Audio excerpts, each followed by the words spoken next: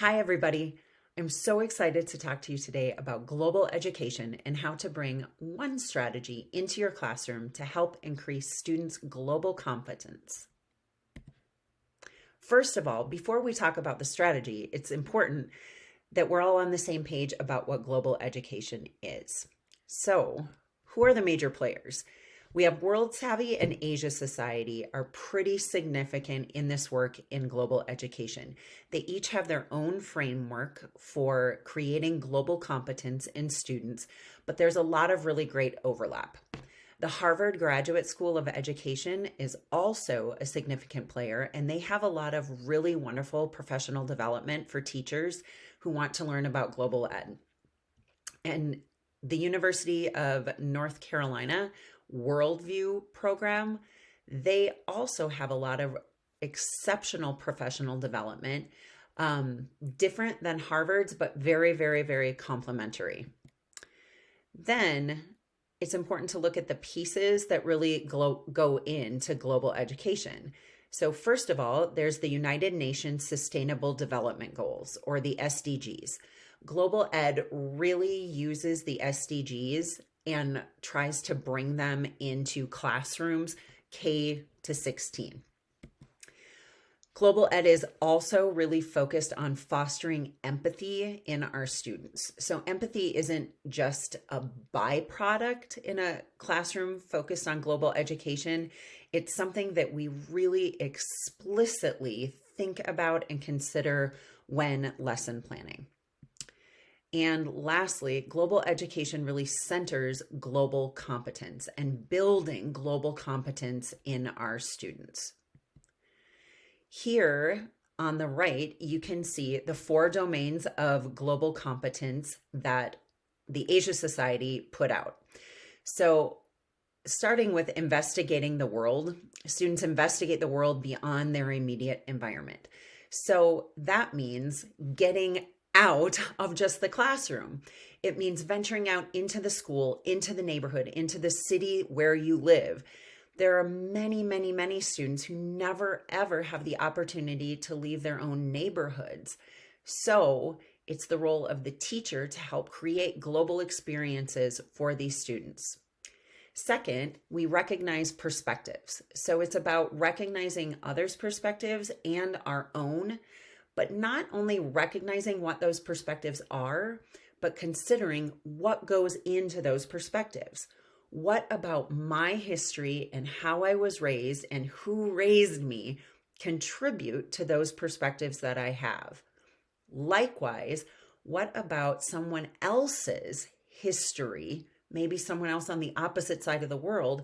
What about their history contributes to perspectives they have and how they view the world? Communicate ideas. Students communicate effectively with diverse audiences. So this is really exciting for world language teachers because we are all about communication and getting our language out there.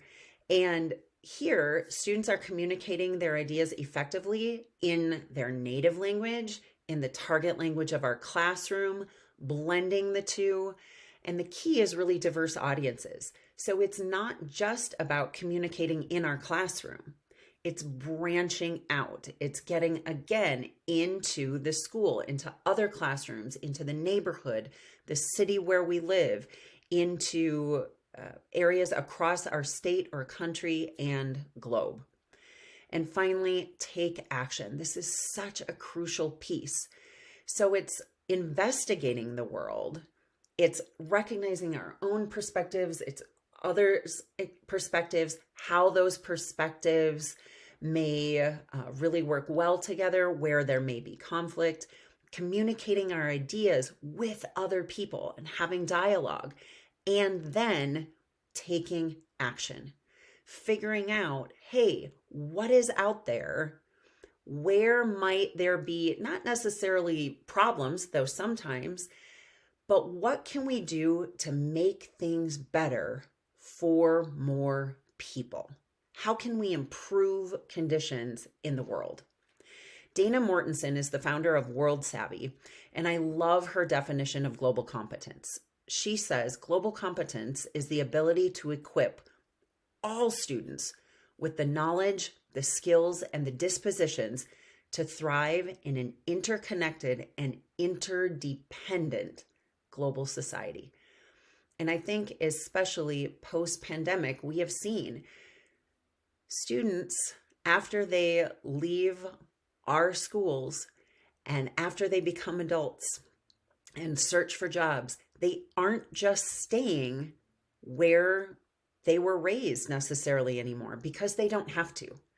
They could have a job in whatever country they were raised in and work on the opposite side of the world remotely.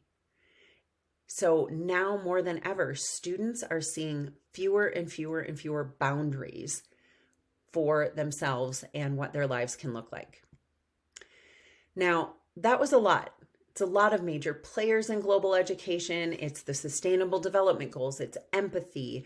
It's the domains of global competence, fostering global competence.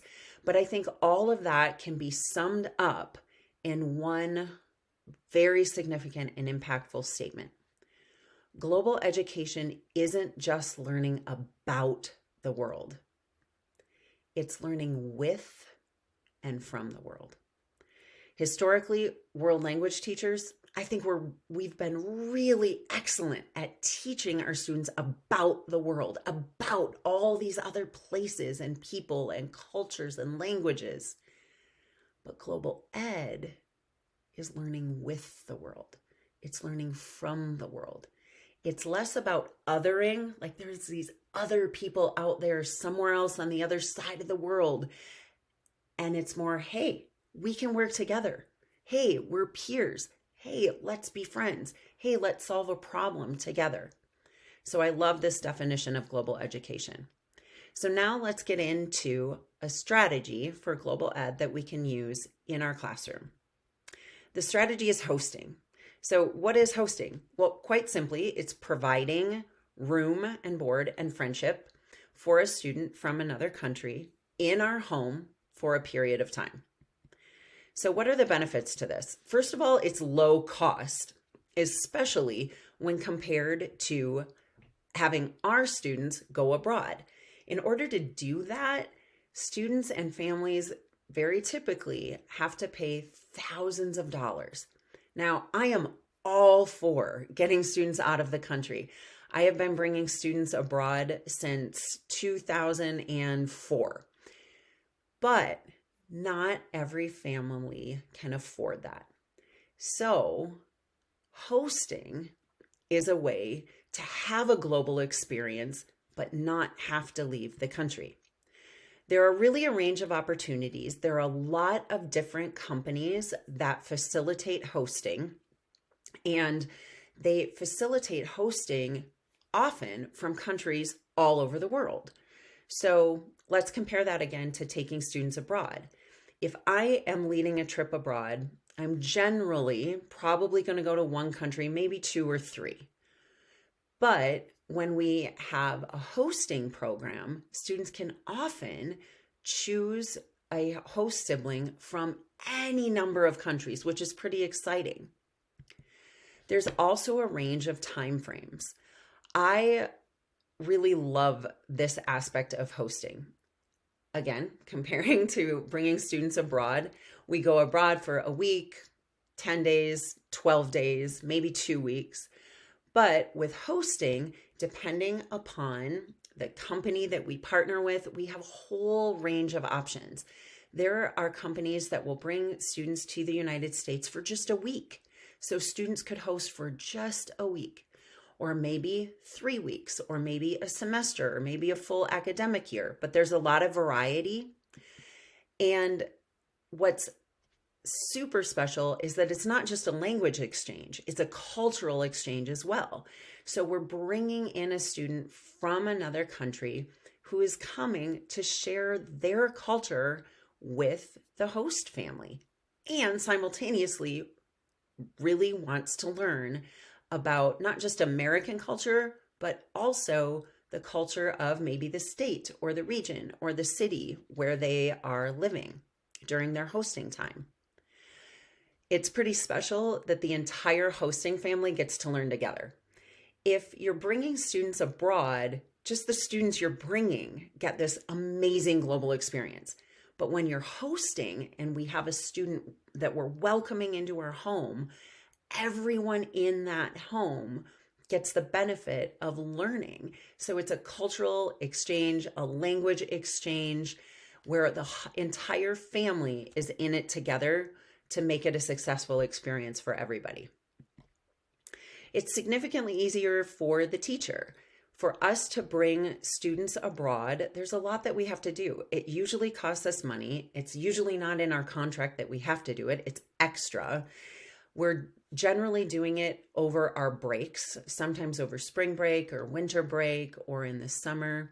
But with hosting, we don't have to do that. We help facilitate it prior to the students coming here, but we don't have to take as much time out of our schedule, our family life.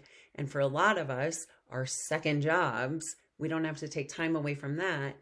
And our students still have an amazing benefit. I think the equity piece here is considerable. First of all, with the cost. Second of all, with the range of opportunities and how many different countries are available to our students to host from, and the range of time frames. So that blends in with cost. There might be a student for whom hosting for an entire academic year would be financially difficult for the family. However, hosting for a week might be really a possibility. Generally, families do not have to pay to participate in hosting programs. They just provide room and board. So that means a place to sleep that is their own bed. And it can typically be a pull-out couch. That's fine too. They just can't share a bed. So room and board. So they have to be fed.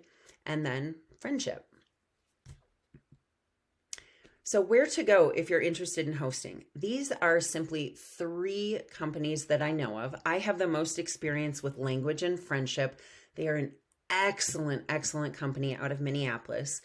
All 3 of these companies do hosting, and they all do it a little bit differently. They have different time frames, different times of year, different areas of the world that they partner with to bring students into the United States. But I really urge you to check out their websites, see what they offer, contact the companies and say, hey, I'm interested in this. What's the process? Then lastly, if you're interested in learning more about global education strategies, such as this one, please check out my book, Going Global in the World Language Classroom, Ideas, Strategies, and Resources for Teaching and Learning with the World. And if you try out hosting, let me know what you think below in the comments.